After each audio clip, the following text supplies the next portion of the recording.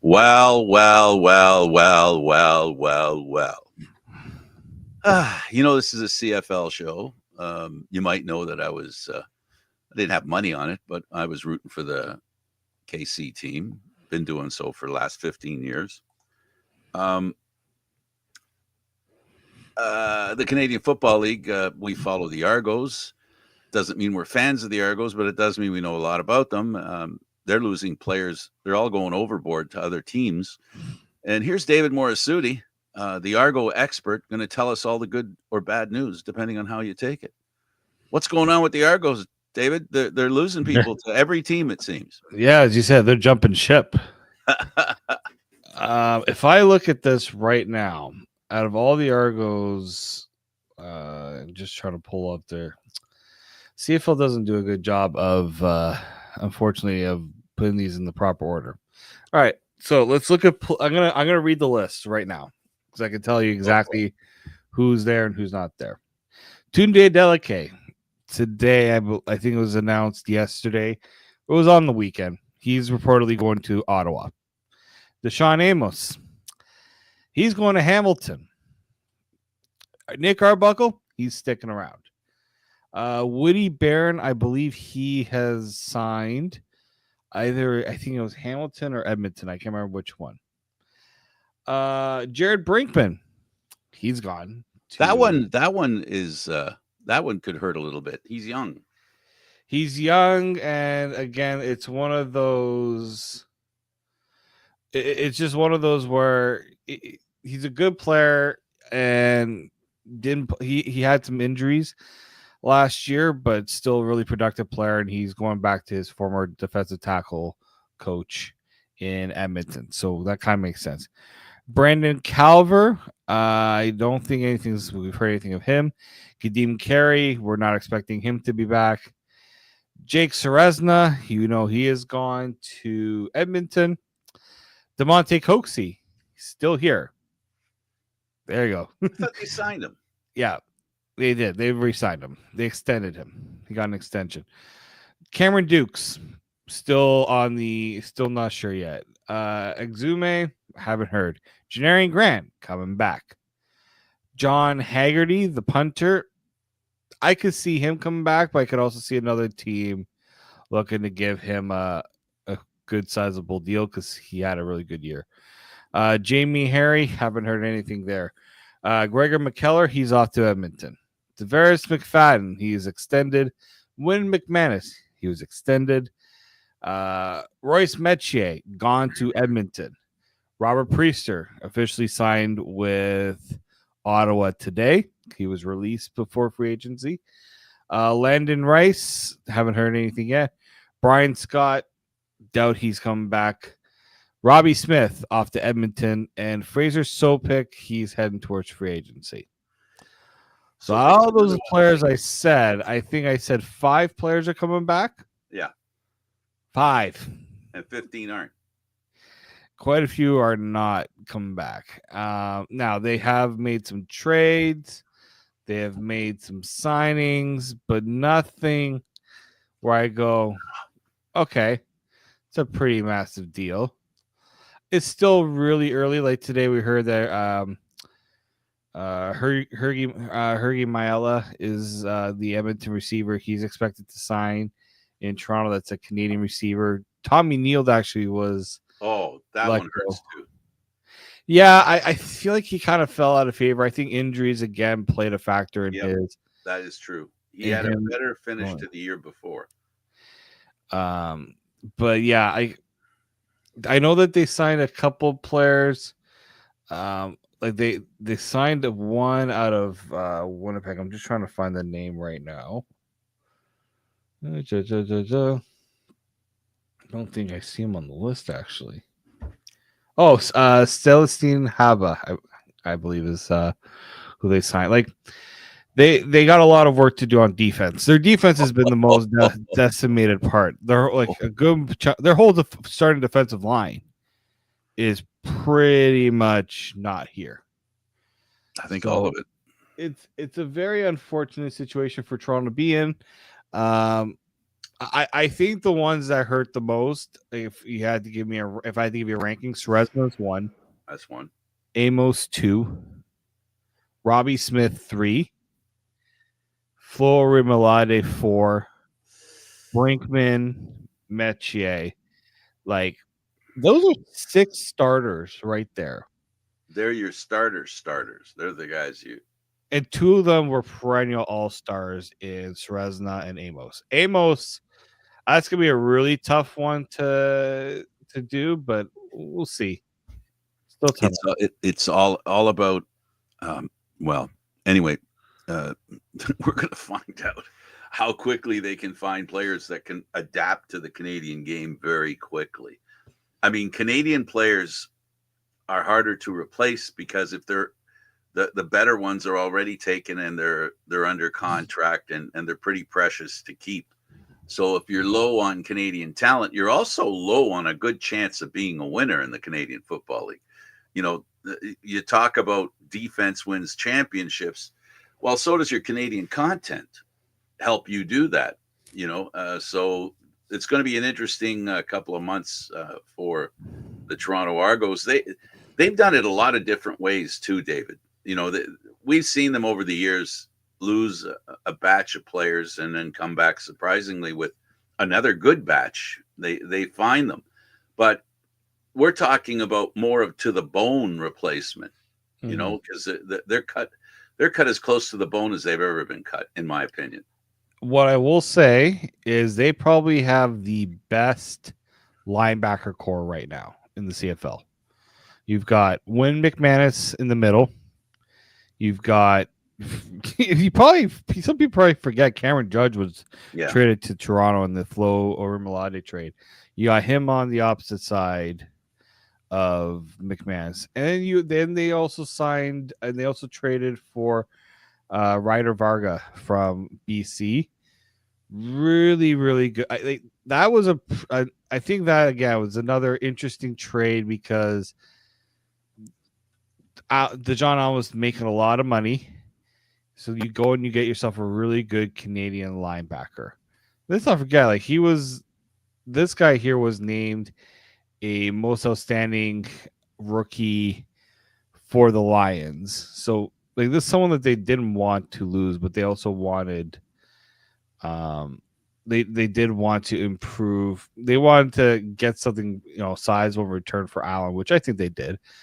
But yeah, no, it's it's really tough when you consider, the depth. What the Argos had, I think that other teams didn't have was, and every player, when I would talk to like the players on Winnipeg before the Grey Cup, they said they have so many guys that they can make on that defensive line be starters. Like you look at them, they're like, that's a starter, that's a starter, that's a starter. Well, you can only have 7 starters on the defensive line, and they believe the Argos had way more than that, right? So they are going to be relying a bit on their ability to recruit some new players like Andre Carter. That's a guy that they really pushed for from that Ottawa trade for who did they trade to Ottawa for him? Adebayoye. Yes, thank you, Adebayoye. So that's 24 years old. You're hoping there's something there, right? But yeah, it is going to be like whoever. And the thing is, I don't even know if they are going to be making any changes to the coaching staff Well, on defense. I think Kevin Ivan returns. Like at this rate, I haven't been told otherwise. And so you think okay, well, because the two-headed monster, right, which was very successful, was going to be abandoned. A new coach was going to be brought in to be a single defensive coach, and he basically had a conversation on the phone with the Argos and then moved on to Hamilton. Yeah, so it's going to be interesting. The coaching staff, that's one thing. I don't think coaching's a problem with the Argos. They've been very good at replacing really good people. We've seen that since the moment that Pinball Clemens has taken over the team. He's figured out a way to hire good people to coach. They've also got some really like, remember, Benji Franklin was a rising star Mm. from that Grey Cup run, right? And he's 28, which not young, but he's not old. He's in his prime years right That's prime. now, Absolutely. right? I think that's still pretty good talent that you got there. I don't know how many others are going to be back or have rumored to be coming back. But yeah, I think they're gonna have. There's going to be a bit of who's this guy, who's that guy. All right, like let's get to know some of these newer guys, and that'll be my like when I go to training camp, that's gonna be my first job. Is who are some of the guys that I'm going to be looking at as the replacements, right? Well, Now, who's going to be your new starters? Who's going to be your starters? Who's going to yeah, start the game for you? who's going to be taking over the Jake Seresna role? Who's going to be the next Deshaun Amos? That those are things. Now, you don't necessarily need to go and spend a lot of money to fix that, but you do need to take care of it. Yeah, but the more issues you have where you've got to replace players like that, the more you have to find, the harder it gets, because now you're starting to splinter off your spider web of information, right? Yeah. You've got, not that there's a cap in finding players, but there is an unofficial cap where you're paying your attention and your connections, right, go a certain distance and go in a certain direction. So finding the right kind of players to fit into the Canadian Football League, I'm confident in a lot of teams that do well, that the reason they do well is they do understand the ratio. They do understand the way to start a new player who's never played the Canadian Football League and get them in there. It can find the groove for them to feel like they understand this game and be an important part of it.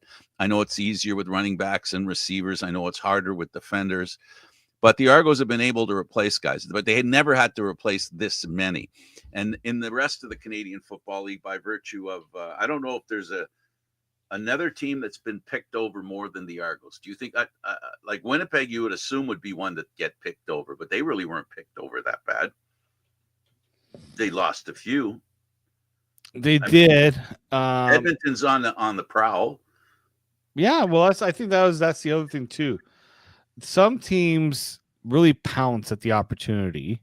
Like Edmonton's doing in a lot of ways what Toronto did when Toronto first started their kind of new, like when we talk about the Toronto Stampeders, yeah. Right? How many players they brought in from Calgary, right? And that to me is a bigger indicator of I think where the tie shifts, right? I think a lot of teams it kind of gives Toronto a good mark because it's like, well, we must have been doing something right if everybody wants all of our players. Now, if I'm a team right now,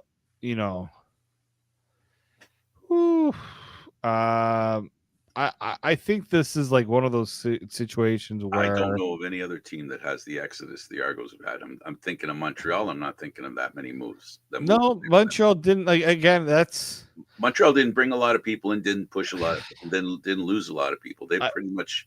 It might have also just. They also have to remember that Toronto is facing their star quarterback getting a lot of money. Mm-hmm. They're going to have two quarterbacks with a lot of money. Yeah, I don't think Arbuckle's coming in pretty cheap. I don't think Arbuckle will say, I need a raise, but he's probably making more than he did last year, right? Considering that absolutely. Right. And so that's the tough part is that balancing the budget there because of all those things. Now, and the other question is, how much did he raise his stock by winning the Grey Cup? Is it something that he can take credit for and teams are willing to pay him for that? Or was it because, teams got to make that decision. Did he deserve a lot of that credit for being the MVP, or did he step into a good situation? Because I think if other teams were interested in him, they would pay him a little more money. I just don't think, I don't think teams are willing to go there. They don't want to deal with the problem of winning a Grey Cup and then dealing with contracts. So bringing in a guy who won the Grey Cup might be a little tough. It might be a little rich. Well, that's it. And I do, but I also think Toronto's probably like, you know what? Yeah, we got a lot of guys that are kind of going and getting new deals, but there's also going to be a lot of players that are going to be looking for new homes. And maybe this is where Toronto hopes that they can maybe take advantage of some players that are looking to just play, and they can strike a bit of a bargain. And still go deal with the cap, the rising cap. Yes. Where a lot of players are going to say, wow, that's last year's price. What's this year's? Mm-hmm. Well, and that's really it, right? Like, do GMs kind of wish maybe, like, some GMs wish maybe they made more of an effort to keep players when they saw the way the cap rose? Because we saw Zach Collaros kind of talk about how pissed he was that there wasn't. I don't understand why. He didn't. Yeah, like, why? I don't understand why. I don't see it as being that big a deal.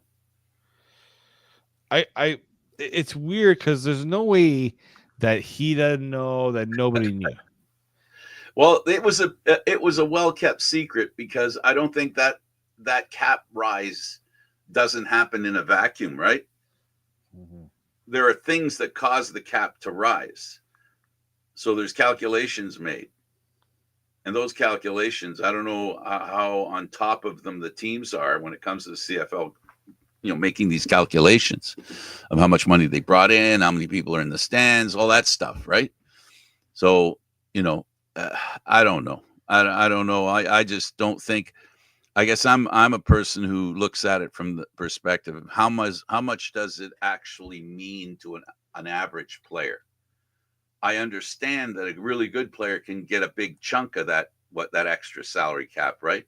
But having said that means that amount isn't going down the web of contracts.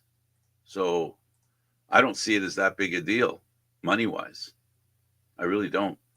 No, and look, like, it really depends on, who does it really impact? I don't know. Does it really impact the like a team like Toronto?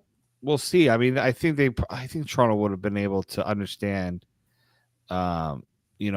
what their situation was like. What we haven't seen is if the bottom salaries been improved in that news. Yeah, I didn't see. Yeah, that's one thing I didn't see. I didn't see that would make a difference. That would tell us something right there, right? Mm-hmm. Because if the lowest salary goes up by, let's say, $10,000 or $15,000, a lot of players are making that low salary. And if they raise the low salary to a certain amount, then there'll be players be able to say at the bottom, they say, well, I want to raise. I'm not making that much money. Mm-hmm. I want to make a little more than the least I could make. I could see an argument in that for sure. Yes. And how quick does the extra cap money disappear because of that? That's the question. Because a lot of players, there's a lot of players you sign. It's like 43, I think, that you sign.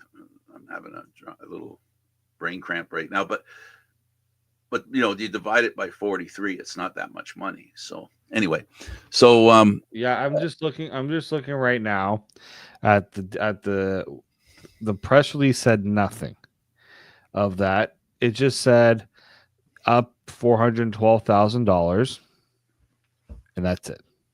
Right. It doesn't say if it affects the lower salaries. It doesn't say the cap, the highest amount you can pay a player hasn't. It doesn't say if that changed. Mm-hmm. And those are all important factors. It is. It really doesn't speak well to the Canadian Football League in being. It almost looks like this stuff is coming out in dribs and drabs. Last year, or the year before, was the problem with stats. This year, this is another issue.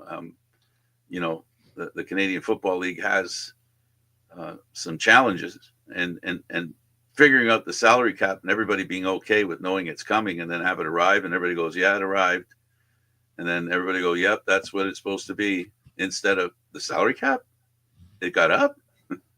That's that's why the Zach Collaros reaction really befuddles me. I just can't believe an important guy like that in the Canadian Football League, not just the Winnipeg Blue Bombers, in the Canadian Football League. The people he knows, he didn't hear about it coming down the road. You know what I mean? Like, not even Like, to be totally surprised by it amazes me. Oh yeah. Let's talk about let's Yeah. move on. I want to talk about the Super Bowl so we can stop talking about the NFL after this week. We might be still talking NFL after this week. There Well, might be wait a minute. I some. didn't say that because Kansas City Oh, lost. don't try. I was like, Didn't, yeah, don't try I to. didn't say because of Kansas City lost, because our focus is usually the Canadian Football League. Listen, Kansas City was the team that I've been rooting for 15 years. Was I disappointed? Extremely disappointed when I look at it. It wasn't the end of the world because it's only a game. I mean, let's be clear. They won 2 Super Bowls, 3 in the last 4 years. The last thing I have to be as a Kansas City fan, quasi Kansas City fan, because I've got this constant reporter mentality where I look at games not so much that how's my team doing. I look at it more how the game's going.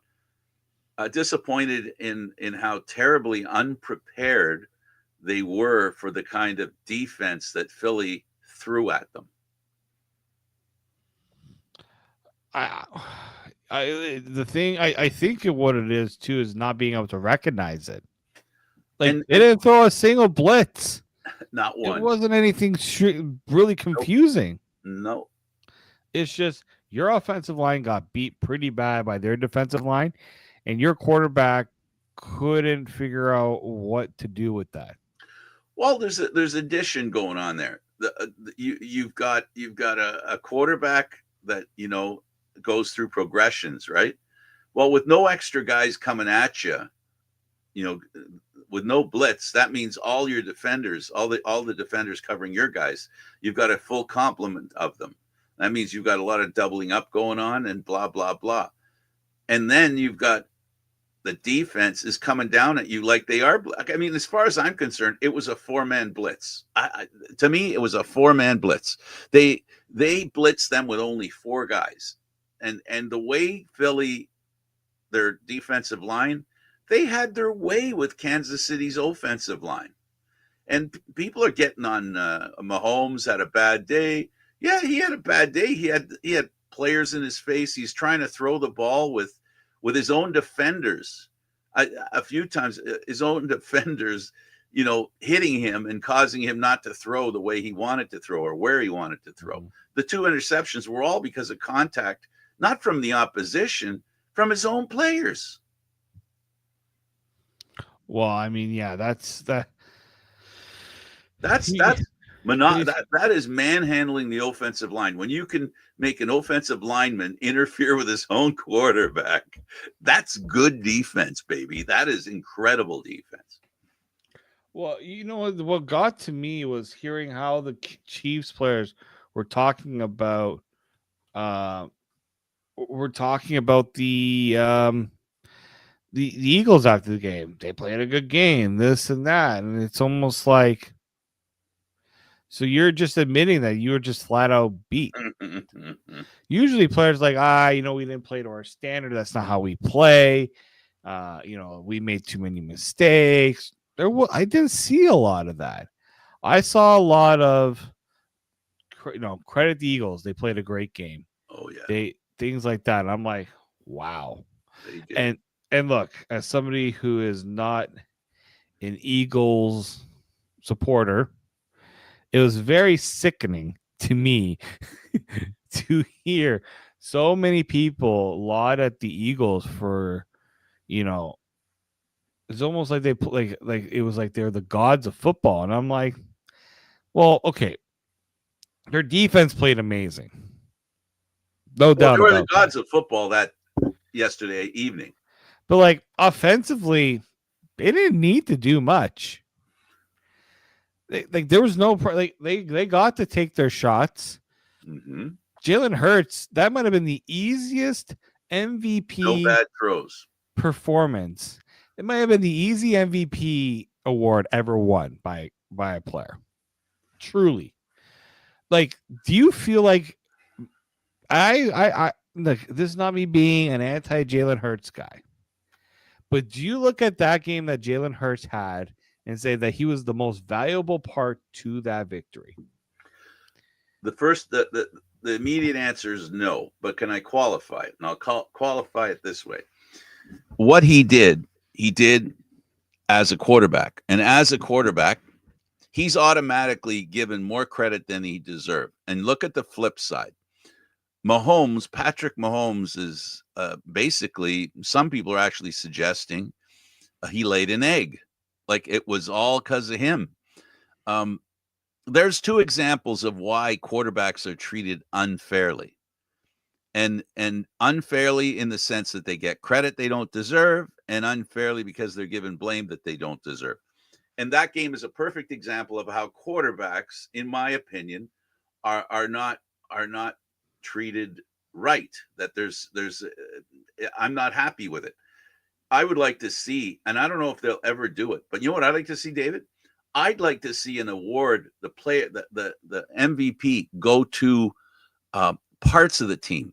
Like if the defensive line has an incredible game, they should get the award. They should give the defensive, like in this case, let me ask you, I'll just write out and ask.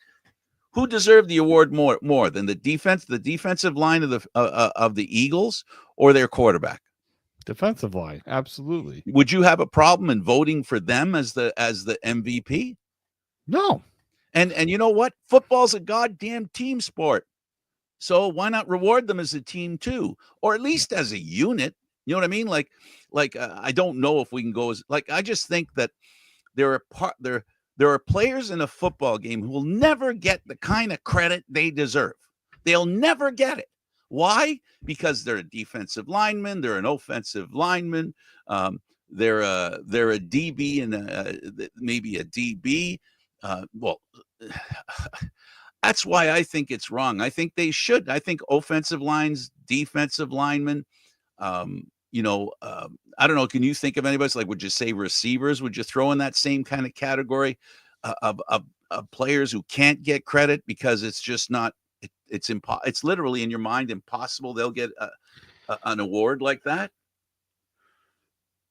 I think defensive players tend to not get the credit in a lot of ways. Like you look at, I'll even just look at the NFL MVP award.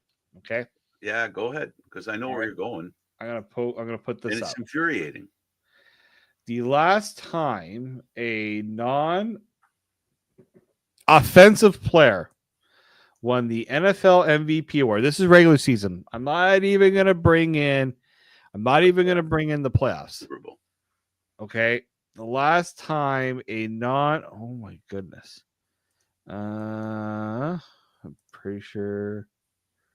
Nope. He's an offensive player. Are we in the 90s yet? Oh my goodness. Well, we're past the 90s, Frank. I hate to say it. We're in the 80s now. Oh, we're in. I think you might have to go to 70s, and I'm going to presume it's a Pittsburgh Steeler. Okay, got it. The last time, and if I'm reading this right, I'm going to go through one last time just to make sure. But I'm like 1,000,000% right on this. The last time the NFL MVP award went to a non-offensive player, 1986. Oh, it won't be the Steelers. You want to take a guess? You want to take a guess? Who is it? Who? Okay, I'll tell you the team he played for. Maybe that might help. He played for the New York Giants. Oh, I know the answer. He was a defensive lineman. He was a linebacker, but rusher. Like he was. Yeah. I can see his face. You know that? Very famous player. I think he retired the following year. Nope. He played until 1993. No, then I'm not thinking of the same guy. He had. Let's see here. That year, he had 20.5 sacks. The most he had ever had in any season. Not even close. Anybody else get that answer? I know there's a couple of you out there. Lawrence Taylor. LT. Lawrence Taylor was the last non-offensive player to get NFL MVP. Now, maybe that was I don't know why that's the case. Really, really, really don't. But like you Well, look at it, I it look at sends it a here. message. It It's sends a quarterback, message. it's running back, quarterback and running back. Then it's like, oh, we allowed we okay, fine, we'll allow this linebacker 1 year to get it. Like before that, a kicker. Do you remember a kicker winning NFL MVP? No. 1982 with Washington, Mark Mosley. Oh, Okay, but I'm telling you, Alan Page in the 70s, a fullback. Jim Brown was at considered a Minnesota. fullback, but he was a running back. But like, maybe this guy here was he? No, he was still a running back. Like it's only happened. If I'm reading this right, it's only happened 3 times that a non-offensive player has won the MVP award, and yet every year, Frank, every year we hear players, coaches, analysts, everybody say defense wins championships. Well, that's at the root of my problem. Unbelievable. You can't even tip your hat to the reason why a team wins a championship. Because that team, the Phillies, won the championship because their defensive line shut down the Kansas City Chiefs. And the 22 points the Kansas City Chiefs got were in the definition of garbage time. Mm-hmm. Now, I will say the Super Bowl MVP has been a little bit different. Malcolm Smith in Super Bowl 48 won when Seattle had won it because that was a terrible offensive game. He had an interception touchdown, a fumble recovery, and 10 tackles in that game. So, okay. Dexter Jackson when Tampa Bay won it. Ray Lewis has won a Super Bowl MVP. Desmond Howard, a kick returner, won the Super Bowl MVP. Larry Brown did it with the Cowboys. Looking here, Richard Dent did it for the Bears. I guess that would have been the Bears' big Super Bowl win. We had apparently two guys who did it for Dallas back in those days. But it's MVP, the Super MVP at least has been a little more favorable towards defensive players. But the majority of the time, they do not get the recognition. They get the credit from the players, from the coaches, from everyone, but they don't get the recognition. Yep. I hear you. It's always about the quarterback, the running back, the guys who make the big flashy plays, the guys who get their names called when they score a touchdown. And I hear you. It's very unfortunate. I will say it is what it is, buddy. It is what it is. The other thing that I'm going to say about the game, I want to get these two things out. First, we're back to the boring NFL Super Bowl games. This was a reminder of, there's been a long run of, we've always compared Grey Cup games against Super Bowl games. And for the longest time, the Grey Cup game, it's always been an interesting game to watch. The NFL Super Bowl, I think about 10 years ago, maybe 12 years ago, it changed. The games became more competitive. I hope they're not going back to this route business, because it makes that great game so difficult to watch. And the second thing I want to talk about, and you can talk about both those things, please respond to both. And this one here, I think it's time for the NFL to rethink the return game. I think part of the reason why it gets too easy for a team to get control, because you have two functions, offense and defense, and they're very interrelated. One thing that's unique on a football team is special teams. If they could make special teams a little more interesting, that'll give another facet of the game for the fans to enjoy. Because every time I watch an NFL game, David, I always feel like there's something missing, and I've drawn a conclusion, and the Super Bowl game really brought it home to me. Is the special teams is like, why do they even have special teams in in the NFL? I don't know why. Why do you have kickoffs? The way it is now, there's no point. Just let both teams start at the 25. Did you hear? So when the Chiefs were down in the third quarter and they scored their first touchdown, so it was their first chance to do a kickoff after scoring. They were not allowed to do an onside kick because the new special team rules dictate that you cannot do an onside kick In the if last, you are in the third quarter. Only in the fourth quarter are they allowed. Two things I got to say about that. One, do you remember? I believe it was when the Saints were in the Super Bowl. Drew Brees. Drew Brees, yeah, and Sean Payton called for an onside kick to start the second half or something like that. That wouldn't happen in today's NFL. It can't. It's not allowed. You have taken the special out of special teams. Like, why do you have? You know what? I feel bad because there's players who make their living off of being special teams players, and they'll still get jobs. But man, terrible. I don't Terrible. like the NFL's version of special teams.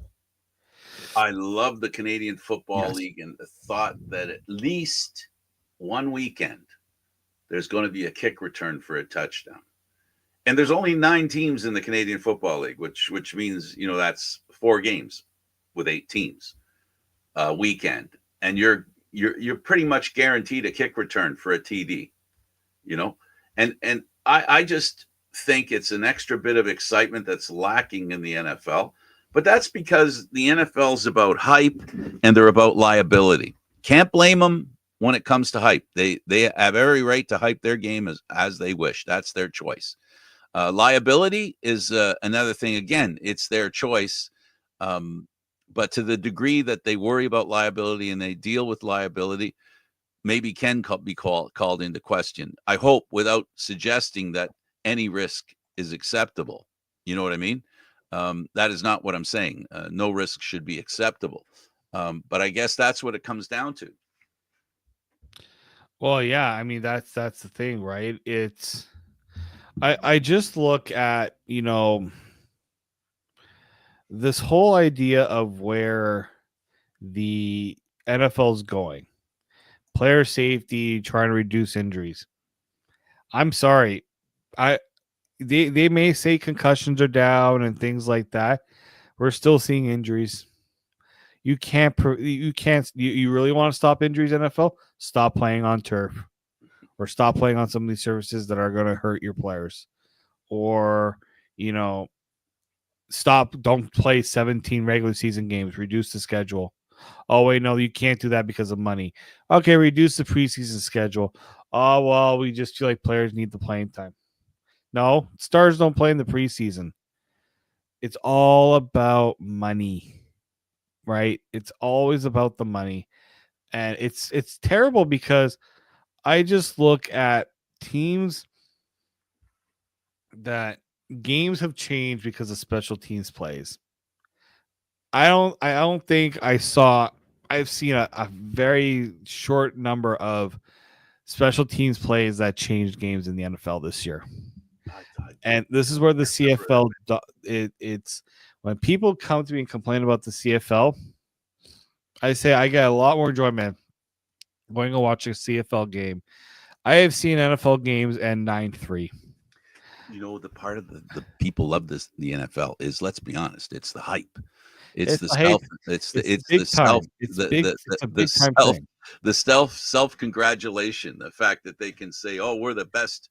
We have the best players." But when it comes down, if people would just separate the players and just from what you're looking at here, look at the game. Just through altruism, look at the game, see how it's played, watch the game. But if it's important to you that you want to know who the players are, and you want to know that they've done hair treatment commercials, or whatever, right? If that makes you want to watch that game more, good for you. But I got to tell you, as far as the Canadian Football League is concerned, totally 100% that makes the league better, the league that we cover, David, is kick returns. That really is what makes the game in the Canadian Football League so much more interesting and so much more fun. And you end up on the edge of your seat whenever there's a kickoff. I think in the NFL, I feel like if you're at the stadium or you're at home, you're heading for wherever there's another beer when they're going to kick off, because you're not going to miss anything. Well, no, that's right. Like that's the time where I'm like, okay, gonna just go and get some water, go get more food, whatever. Like I love the game. I love football. Period. I love football. Period. Yeah. But there is something to be said for the Canadian Football League, and there is something to be said against the NFL, and special teams is for me. That's my reasoning. Yeah. And to me, that like there was you try to figure out how can a team get momentum back in the game. It's on the defense. It's on somebody making a big catch. But yeah, I know it's unreal that we're at a day and age where special teams has gone to this point in the NFL. And like that Super Bowl to me, apparently, like someone was telling me, like a lot of Super Bowls have always been like that. The one team absolutely back in the day. But for me, a really good run where the football games were interesting. Like I looked at that game and I'm like, I didn't enjoy it. Personally, I didn't enjoy it. I remember that reminded me of the Seattle Denver one. Didn't enjoy that. I like high scoring games. Don't get me wrong. I like a lot of scoring, but I like when both teams are doing it. You can also imagine that with the games being the way they are now, with the closeness being gone, the one thing I noticed is that this could have been a game. There were two teams playing, Philadelphia and Kansas City, who you look at the team back this year, like think of who they were when they arrived at the Super Bowl. Think of where Philadelphia was. Think of where Kansas City was. Kansas City was a team that had a record that lied about how good they were. Philadelphia had a record that proved they were dominant. They won 12 or 13 of the last games, and they won them going away. They had many a game where they destroyed their opposition. And they just did that again in the Super Bowl. All Kansas City could hope for, looking in hindsight, is they had to keep the game close. If they didn't keep the game close, they were going to be in trouble. That's hindsight. I wish I was brilliant enough to think of that before the game. But looking back, that's essentially what this came down to. Philadelphia knew how to destroy teams. They were a machine.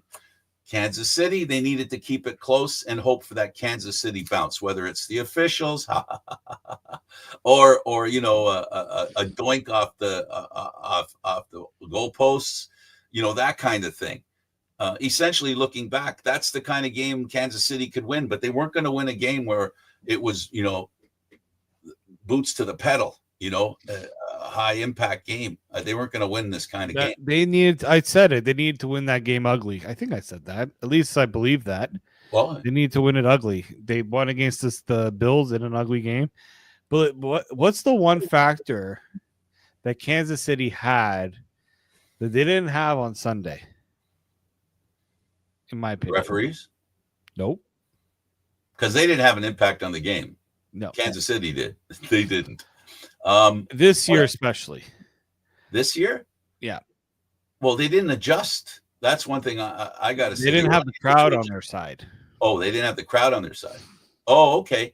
In close games, being the home team makes a difference. They weren't the home team. They were outnumbered to win. Right? Hostile environment. Weather wasn't a factor. Now, again, last year's Super Bowl was indoors. They didn't have the weather as a factor. And that's something they use well. But if it's a lot of people said it, if it's a close game, you favor Kansas City Only way the Eagles are going to win it is if they're going to run them out of the building, and that's exactly what they did.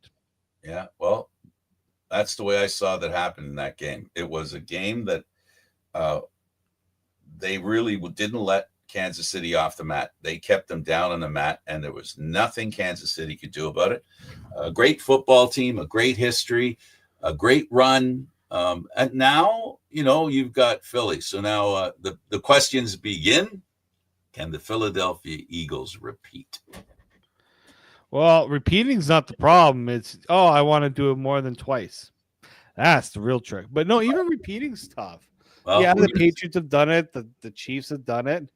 Getting to the Super Bowl multiple times is not easy. And winning, as Buffalo proved. I will look at, Detroit losing a good part of their coaching staff. This was Detroit's year. To me, that was the biggest what if in a lot of ways. Lost too.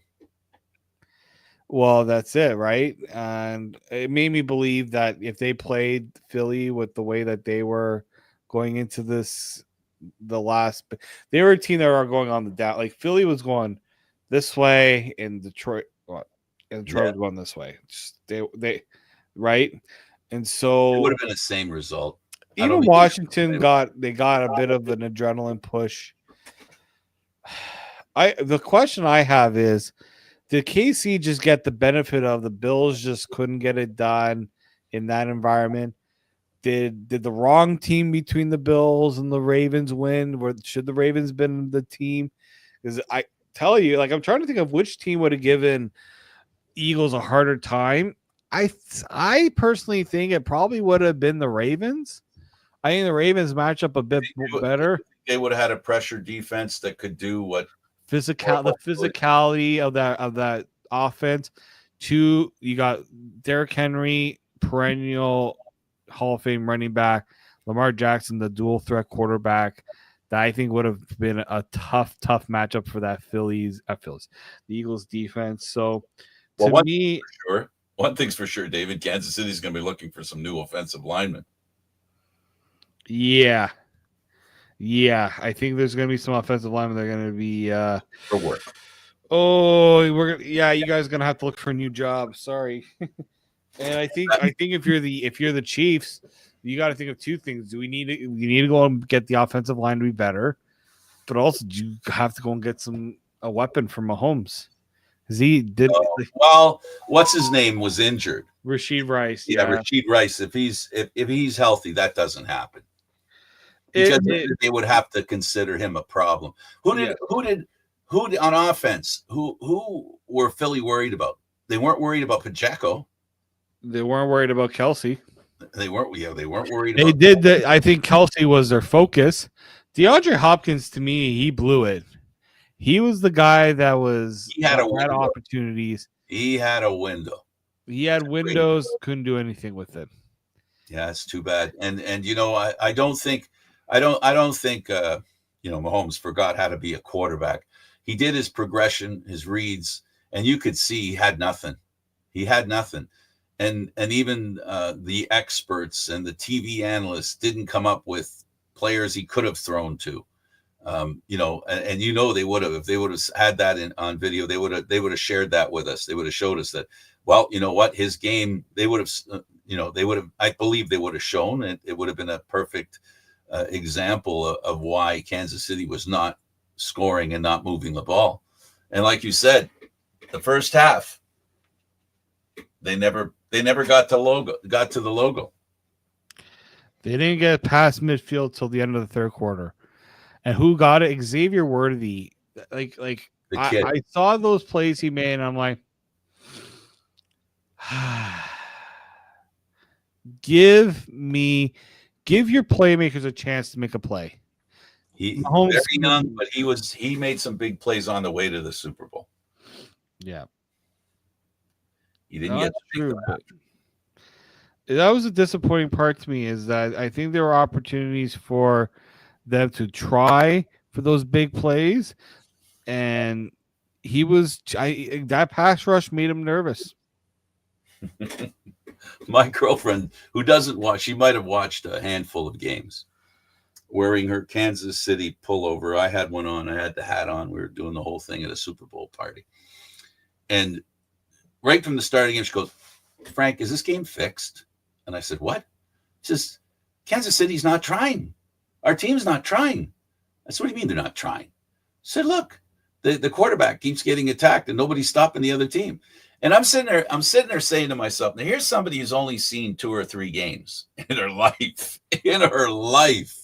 And she's pointing at the biggest problem Kansas City had, thinking that it was basically Kansas City letting it happen. And I think sometimes we forget how impactful and how much we talk about the mental strength in a football game that you try to establish and establish dominance.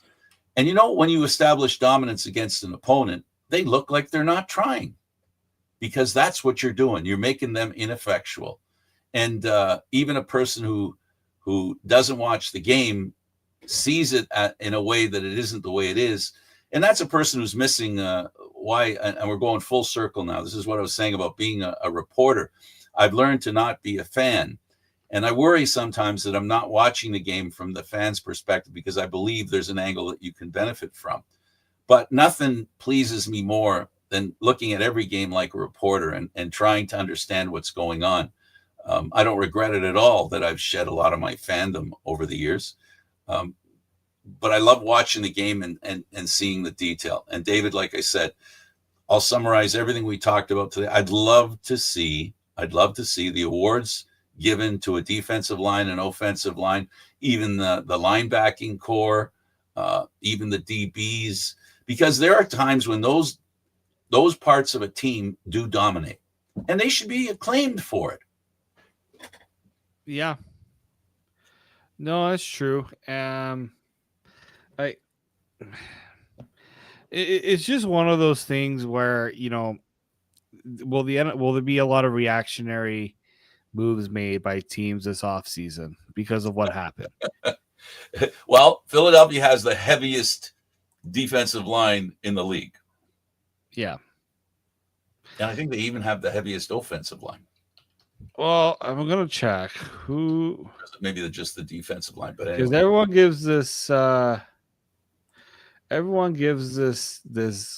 general manager all the credit. Let's see what his. Well, don't forget, give the general manager, because they fired the coach that won in the Super Bowl. True. And Sirianni came in and nobody liked him. Yeah, no, I don't like him, but that's for different reasons. Who are the Eagles free agents? We got Josh Sweat, pretty big part of the Super Bowl there. Brandon Graham, I don't think he'll be there. Zach Bond, Mekhi Becton. Like there's gonna be some turnover, but I think the majority of their core is still gonna be there. You're always going to have the players who play for a championship team and don't think they're getting their just desserts, and they'll move on to get the money. And then what'll happen is a few of them, like a former KC player who wishes he didn't sign with Miami, now feels that winning is a lot more important than he realized when he went for the contract. And that's what players have to do. They have to make the decision. So to complete this circle, David, we heard that the Toronto Argonauts were back at the Canadian Football League. We heard that the Toronto Argonauts were asking their players to basically take pay cuts or take less money. This is what we've heard. This is grapevine stuff. Frank doesn't have an audio tape with anybody at the Argos suggesting that. I don't have anybody other than quotes that this is going on. One thing's for sure, whether that's true or not, a lot of players don't want to be in Toronto. And I'm just curious as to why, because it's a lot of them all at once. Yeah, like to me, this is one of those CFL players don't make a lot.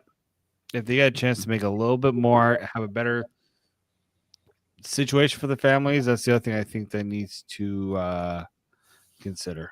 They got to do it. They got to do what they got to do. The team has to do what they have to do. They have to play within the cap. They have to think about how to win. And we know factually that re-signing players is not a guarantee of winning a cup. giving players raises is not a guarantee to win a cup.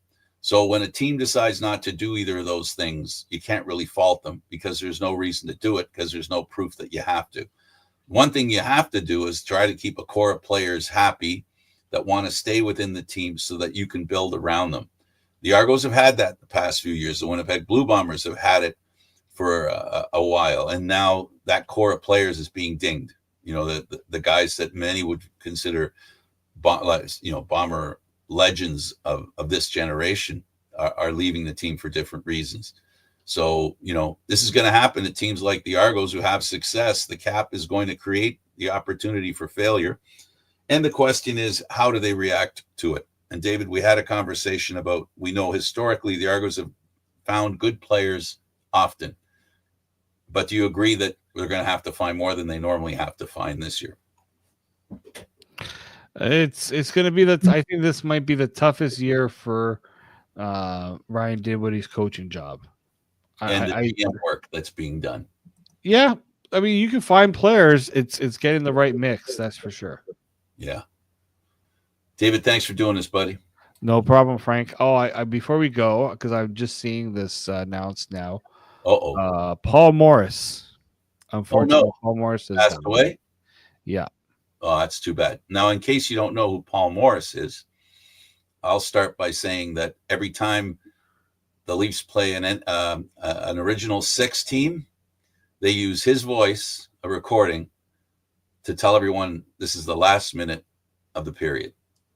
That's the Morris you're talking about. The arena announcer, the longtime arena announcer. For the Toronto Maple Leafs at Maple Leaf Gardens. Right. He did not continue, and that's when Morgan Frost's dad took over. Yeah, Morgan Frost's dad. A good sports quote. Well, a great memory for sure. That voice is, when you hear it, there'll probably be a mention about him the next Leaf game for sure. They'll say something, I'm sure. Thanks for doing this, David. No problem, Frank. All right. He's David Morisuti. I'm Candid Frank Stanishi. You can see there the Twitter connections, and you can also follow me on Candid Frank Stanishi 1030 on YouTube. Thanks for watching, everybody. Have a great day. Football's over.